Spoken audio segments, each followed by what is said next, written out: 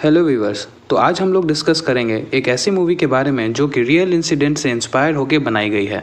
Movie का नाम है ओडेला रेलवे स्टेशन। एक तेलुगु लैंग्वेज मूवी है जिसे डायरेक्ट किया है अशोक तेजा ने।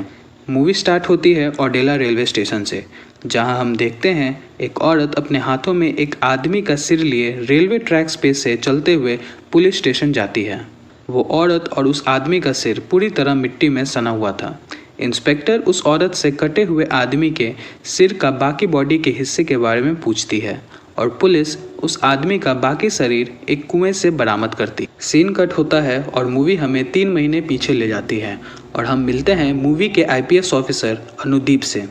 अनुदीप 2019 यूपीएससी टॉपर था, बट उसे एक हीरो टाइप का खुद का इमेज क्रिएट करना था, इसलिए आईएएस छोड़ के वो आईपीएस चूज करते हैं और अपना शहर, अपना फैमिली और गर्लफ्रेंड को छोड़ के 3 मंथ ट्रेनिंग के लिए ओडेला गांव में आते हैं। फिर मूवी में एंट्री होती है फिल्म की हीरोइन राधिका की और उसका पति मूवी का हीरो तिरुपति की।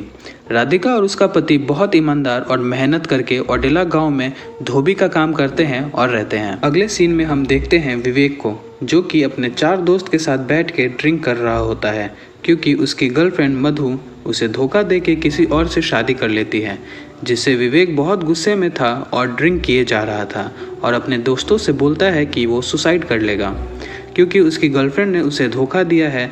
जिस पे उसके दोस्त उसे बोलते हैं कि धोखा उस लड़की ने दिया है तो तू क्यों सुसाइड करेगा, जा और उसे मार दे। जिस पे विवेक गुस्से में चिल्लाते हुए बोलता है मैं छोड़ूंगा नहीं उसे। फिर अगले दिन सुबह सुबह माधवी के ससुराल वाले पूरे गांव में रोते हुए भागते फिरते हैं और बोलते हैं मेरी बहू को किसी ने मार दिया। और फिर आते हैं ओडेला गांव में Anudeep IPS officer crime scene को इन्वेस्टिगेट करने। वहां अनुदीप देखते हैं कि माधवी का रेप करके उसका मर्डर कर दिया गया है। अनुदीप को क्राइम सीन से सबूत के रूप में सिर्फ एक जूते का निशान मिलता है और कोई सबूत न मिलने पे अनुदीप ऑर्डर देता है मधु के हस्बैंड और फादर इन लॉ को अरेस्ट करने के लिए। और तभी मधु के ससुराल वाले अनुदीप को बताते हैं कि उन्होंने नहीं मारा है अपनी बहू को। माधवी का एक बॉयफ्रेंड था जो कि उसे धमकी दिया करता था जान से मारने की, उसी ने उसे मारा होगा। फिर पुलिस विवेक को उठा के पुलिस स्टेशन लाती है।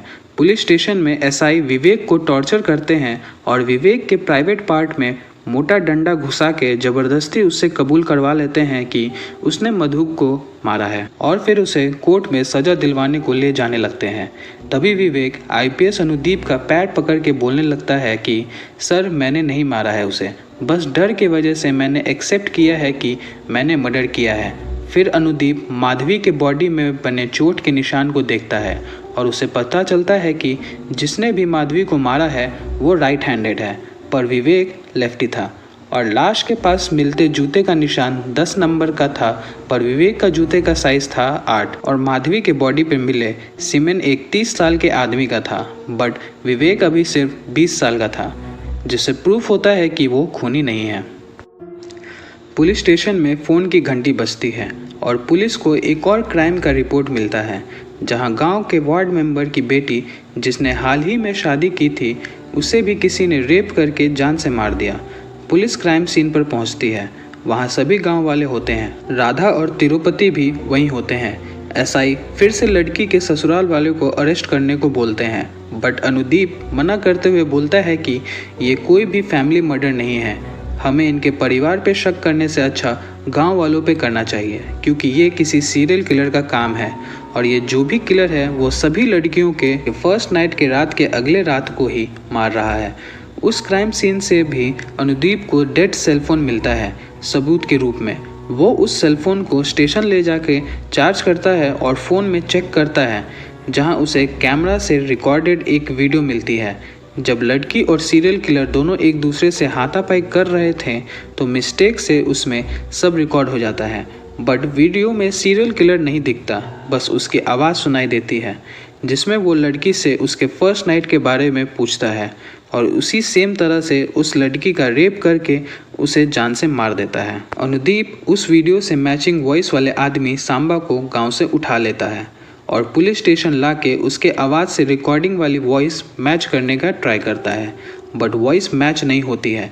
तभी सांबा का एडवोकेट पुलिस स्टेशन आता है और बताता है कि सांबा दोनों मर्डर के दिन गांव में नहीं था। गांव से बाहर गया था शादी का वीडियो रिकॉर्ड करने और पुलिस सारी प्रूफ देखती है और सांबा को छोड़ देती है। फिर अनुदीप को एक आइडिया आता है कि वो गांव में जितने भी लोग 30 साल के आसपास हैं और जिनका शूज़ साइज़ 10 नंबर का है वो उनका डीएनए टेस्ट करवाएगा ताकि लाश से मिली गई सीमन से मैच करवा के किलर का पता लगा सके। अनुदीप गांव के 25 लोग जिनका एज 30 के आसपास था और शू साइज़ 10 था उनका डीएनए सैंपल लेके टेस्ट के लिए भेज देता है, जिसका रिजल्ट आने में 10 दिन टाइम लगने वाला था। अगले सीन में गांव का सरपंच पुलिस स्टेशन आता है और सभी पुलिस को अपनी बेटी के शादी में आने के लिए इनवाइट करता है, पर अनुदीप सरपंच को शादी करवाने से मना करता है क्योंकि किलर का अभी तक पता नहीं लगा है और किलर सिर्फ न्यूली मैरिड लड़कियों को अपना शिकार बना रहा है और कुछ दिनों के लिए पूरे गांव में कोई भी शादी होने से मना करता है। पर सरपंच कितने भी समझाने पर नहीं मानता है और अपनी बेटी की शादी करवा देता है। सरपंच का ऐसा बिहेवियर देख के अनुदीप सरपंच के घर के बाहर 2 पुलिस वाले को सिक्योरिटी में लगा देता है। फर्स्ट नाइट हो जाती है और अगले सुबह सरपंच की बेटी अपनी बेस्ट फ्रेंड को ड्रॉप करने स्टेशन जाती है और पुलिस वाले को भी साथ ले जाती है। पुलिस वाले सारे चीज़ नॉर्मल देख के चाय पीने लगते हैं और जैसे ही उनका नज़र हटता है सरपंच की बेटी से, तभी किलर सरपंच की बेटी को उठा ले जाता है और उसकी बेस्ट फ्रेंड को मार देता है। पुलिस आसपास के खेत में सरपंच की बेटी को ढूंढने लगते हैं और दूसरी तरफ किलर सरपंच की बेटी से उसके फर्स्ट नाइट के बारे में पूछते हुए उसका रेप कर देता है और तभी पुलिस वहां पहुंच जाती है और फिर किलर पुलिस को देख के भागने लगता है। जैसे तैसे पुलिस खेत में भागते हुए आदमी को पकड़ती है और देखती है कि वो इंसान तो तिरुपति का भाई चंदू है। चंदू बार बार बोलता है कि वो किलर नहीं है, वो बस पंप सेट चुराने आया था। पुलिस उसका बिल्कुल नहीं सुनती और स्टेशन ले जाके चंदू को टॉर्चर करने लगते हैं। जैसे ही सरपंच को पता चलता है कि उसकी बेटी का किलर पकड़ा गया है, वो स्टेशन जाता है और एसआई को 10 लाख रुपए घूस देके चंदू को उठा ले जाता है। नेक्स्ट सीन में राधा और तिरुपति पुलिस स्टेशन आते हैं अपने भाई से मिलने, पर उन्हें वहां अनुदीप बताता है कि वो यहाँ नहीं है। सरपंच उसे अपने फैक्ट्री ले जाके मार पीट रहा है। राधा और तिरुपति सरपंच के पास जाते हैं और सरपंच को मनाने का कोशिश करते हैं, पर सरपंच नहीं मानता। फिर राधा और तिरुपति हर जगह मदद के लिए जाते हैं, मिनिस्टर के पास, एडवोकेट के पास, पर कहीं मदद नहीं मिलती उन्हें। नेक्स्ट सीन में अनुदीप को फिर से एक क्राइम का इन्फॉर्मेशन मिलती है। एक और न्यूली मैरिड लड़की का रेप और मर्डर हो जाता है। तभी अनुदीप सरपंच को कॉल करता है और चंदू को छोड़ने को बोलता है क्योंकि वो बस एक छोटा चोर है, कोई खूनी नहीं है। सरपंच चंदू को राधा और तिरुपति के घर ले जाता है और माफ़ी मांगता है। नेक्स्ट सीन में अनुदीप को उसकी गर्लफ्रेंड का कॉल आता है। वहाँ दोनों इस केस के बारे में डिस्कस करते हैं और सोचते हैं कि आखिर कैसे पकड़े किलर को। तभी अनुदीप की गर्लफ्रेंड उसे बोलती है कि हम दोनों शादी करते हैं और उसी गांव में करते हैं और फर्स्ट नाइट भी वहीं गांव में मनाएंगे। जो भी किलर होगा उसको चैलेंज करते हैं और जैसे ही वो आएगा मुझे मारने तो तुम उस किलर को पकड़ लेना। अनुदीप इस चीज़ के लिए मान जाता है और दोनों वहीं गांव के मंदिर में शादी कर लेते हैं। फिर सेम डे उनकी फर्स्ट नाइट होती है। अनुदीप और उसकी वाइफ दोनों फर्स्ट नाइट एंजॉय कर रहे होते हैं और दूसरी तरफ राधा को अपने घर पे नींद नहीं आ रही होती है क्योंकि उसके रूम में से चूहे की आवाज़ आ रही थी। राधा चूहे को भगाने के लिए उठ और तभी उसे एक बक्सा मिलता है जिसमें राधा को गोल्ड की ज्वेलरी और फीमेल इनरवेयर्स मिलती है। राधा वो ज्वेलरी को लेके गांव वालों के पास जाती है और जिन लड़कियों का खून हुआ था उनके परिवार से उस ज्वेलरी के बारे में पूछती है और सभी लोग कंफर्म करते हैं कि वो ज्वेलरी उन्हीं की बेटी की है। फिर जब राधा घर लौट के आती है तो घर से तिरुपति गायब होता है। राधा फिर आईपीएस अनुदीप को कॉल करती है बट अनुदीप कॉल नहीं उठाते हैं। इतने में सुबह हो जाती है और तिरुपति आईपीएस के घर पहुंच जाता है। वहां तिरुपति को अनुदीप बोलता है सारे कपड़े धोने के लिए ले जाने। तिरुपति एक बड़ा सा कपड़ों का मोटरी बनाता है और धोने ले जाता है। उसके चले जाने के बाद अनुदीप राधा का कॉल पिक करता है। वहां राधा अनुदीप को बोलती है अपनी बीवी के पास जाने, पर अनुदीप देखता है कि उसकी बीवी कहीं नहीं है। तब राधा अनुदीप को बताती है कि किलर और कोई नहीं उसका पति तिरुपति। ये सुन के अनुदीप बहुत ज़्यादा शॉक हो जाता है और फिर हमें तिरुपति को दिखाया जाता है कि वो कैसे मासूमों की तरह अनुदीप के घर में आता है और अनुदीप की बीवी को बेहोश करके कपड़े के बनाए मोटरी में डालता है और बड़े आसानी से अनुदीप की बीवी को वहां से लेके चला जाता है। राधा और अनुदीप तिरुपति को ढूंढने को निकल जाते हैं, पर राधा को तिरुपति कहीं नहीं मिलता है। फिर राधा थक के अपने घर आती है और अपने पालतू कुत्ते को तिरुपति का इस्तेमाल किया हुआ कपड़ा सुंघाती है। फिर उसका पालतू कुत्ता भागते भागते घर से काफ़ी दूर खेतों में एक कुआं के पास लेके चला जाता है। राधा को तभी कुआं के अंदर तिरुपति अनुदीप की बीवी के साथ जबरदस्ती करते हुए देखती है। राधा तिरुपति को चिल्ला चिल्ला के रोकने की कोशिश करती है, पर तिरुपति कुआं से बाहर आता है और राधा को धमकाता है और शोर करने से मना करता है।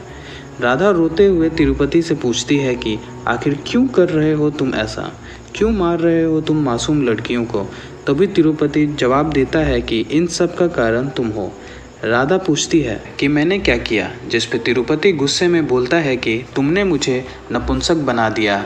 और अपने और राधा की शादी के बाद फर्स्ट नाइट का दिन याद करते हुए तिरुपति बताता है कि मैं तुमसे बहुत प्यार करता था, पर तुमने मुझे उस दिन बहुत भला बुरा और नीचा दिखाया और तुमने मुझे बोला था कि तुम खुद को देखो और फिर मुझे देखो। और फिर याद दिलाता है कि कैसे राधा ने उसके पढ़ाई को लेके उसे ताना मारा था, ये बोलते हुए कि तुम तो बस तीसरी क्लास तक पढ़ के रुक गए, और फिर जब मैंने तुम्हें उस दिन छूना चाहा तो तुमने मुझे वहाँ पे भी नीचा दिखाया, ये बोलते हुए कि तुमसे बहुत बदबू आती है। और फिर राधा को ये भी याद दिलाता है कि कैसे राधा ने उसके कैरेक्टर का मजाक बनाया था, ये बोल के कि तुम गांव की सारी लड़कियों को अपनी बहन मानते हो, मुझे अपनी बीवी मानोगे या नहीं।